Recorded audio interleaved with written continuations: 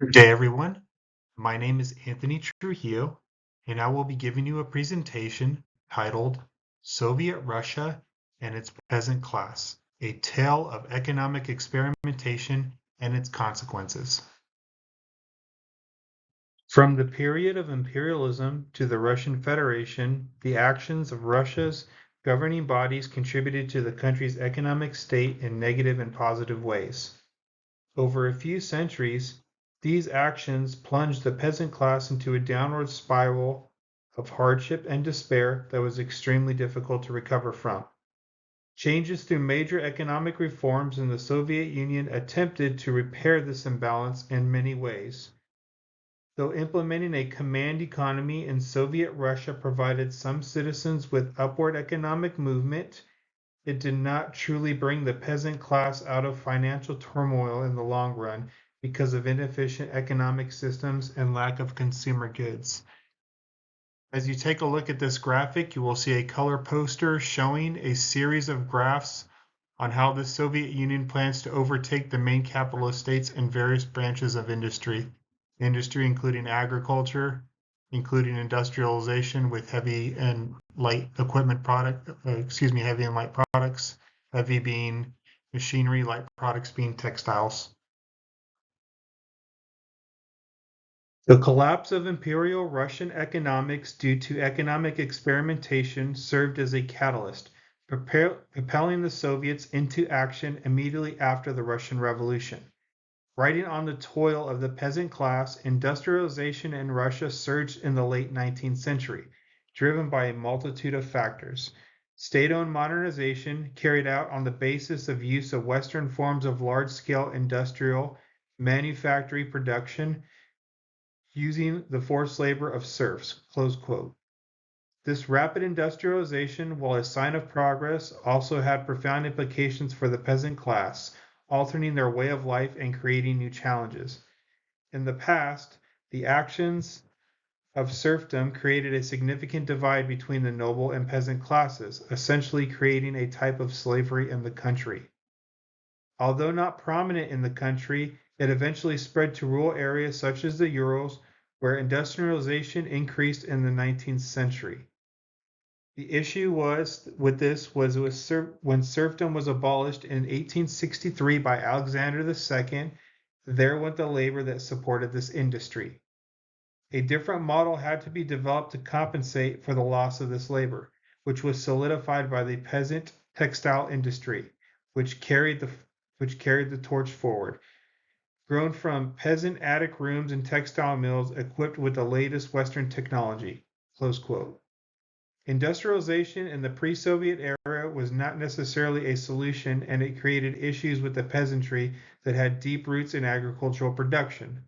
These issues arose in two ways. Many people moved to urban areas like European Russia and outlying parts of the empire due to this urbanization and the collectivization of farms, post-governmental land reforms leading to land communes.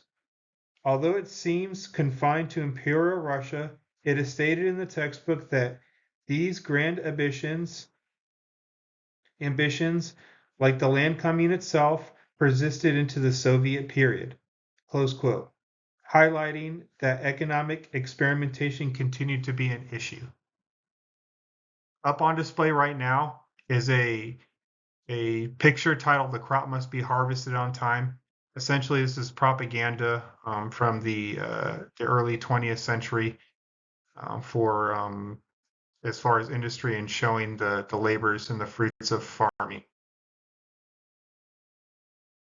World War II allowed Russia to see the fruits of its economic plans implemented after the Bolshevik Revolution. As the new leader of the Soviet Party, Joseph Stalin was able to project the might of the Soviet industrial machine. In many ways, Stalin attempted to boost the Russian economy, but two stood out. Capitalizing on output was paramount for Soviet economies, which centered around an administrative command economy. For this research, we will analyze the complex administration implemented in the 1930s by Soviet industrial ministries as a people's commissariat for the country. Although initially operated as the Supreme Council of the National Economy, it grew to multiple commissariats in 1932, with the significant ones being the People's Commissariat of Heavy Industry and the People's Commissariat of Light Industry, or the NKTP or NKLP. The NKPT controls heavy goods such as defense and mining operations, and the NKLP focuses on textiles.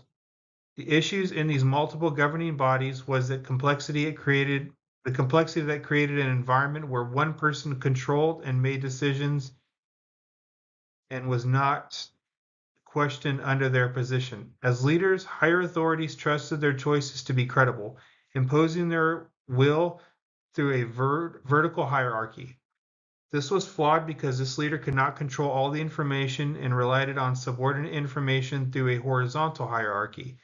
This type of bureaucratic chaos creates issues as it welcomes conflicting ideals and objectives from multiple parties through the vertical and horizontal hierarchies and consistently changes economic plans. The failures of these changes would eventually be covered up with a series of scapegoating that arose from Stalin himself. Although the GDP steadily rose to Russia's entrance into World War II from defense production, this constant change in the economic plans would affect the peasantry negative post-World War II and through the Cold War, and pave the way for what would be considered a second economy. Pictured here is a diesel locomotive engine from the Kharkov locomotive factory. This was founded in 1945 after World War II. The Kharkov locomotive factory produced tanks, locomotives, and ship parts. This is an example of an industry through the NKPT. With World War II over and Russia seeming decimated by war and its economy in turmoil, a counter-economy would arise among the peasant class. The government blamed internal enemies and the rise of private agriculture, something seen earlier in the 20th century. Seeing this rise, Stalin would turn toward these private plots, increasing taxes based on their agricultural output. The agricultural worker would be targeted as Soviet economics had somewhat abandoned collective farms in favor of urbanization, which was prevalent in the 20th century. Scholars defined a secondary economy as all production and exchange activities that fulfills at least one of the two following tests. A, be directly for private gain. B, being in some significant respect in knowing contravention of existing law, close quote. This type of economy was both legal and illegal because of the nature in which it was allowed to operate. Private farms weren't banned according to Soviet law if the farm was a part of a collective farm. The issue with the second economy is that it equates to theft from the state. An economic crime within the Soviet Union consisted of multiple actions such as diverting materials meant for the state and using them for private benefit.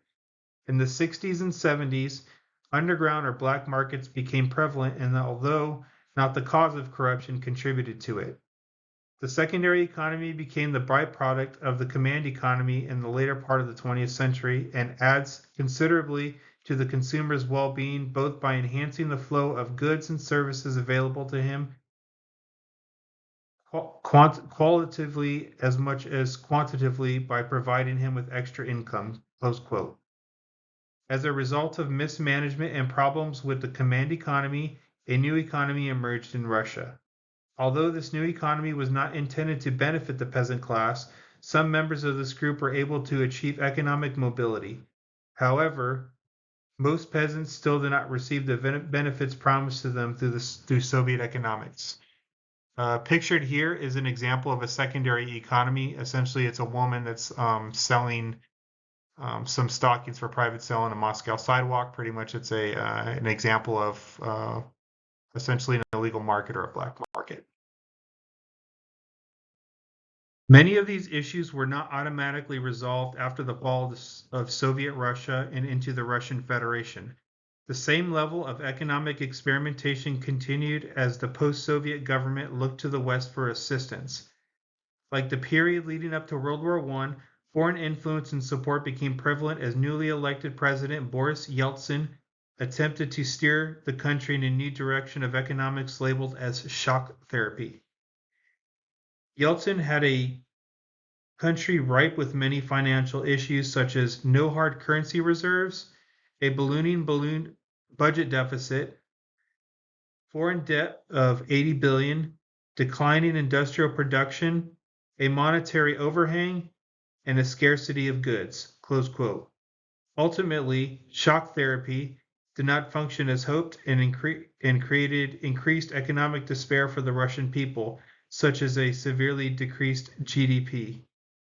Once again, the hope to bring the peasant class out of 2 centuries of financial hardship fell due to another round of economic plans. As you can see here, this is an example of the GDP drop during Boris Yeltsin from the start in the beginning of the chart, from the beginning of the Russian Federation, and then leading into the 1998 financial crisis, and then into Vladimir Putin's administration. The actions of Russia's governing bodies over the course of several centuries have significantly impacted the country's economic state both positively and negatively.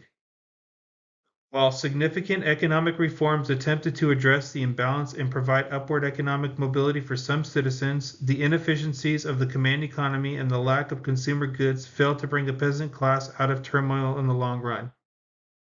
Russia's economic history serves as a reminder of the importance of sustainable and equitable economic policies that benefit all members of society. Thank you for listening to my presentation.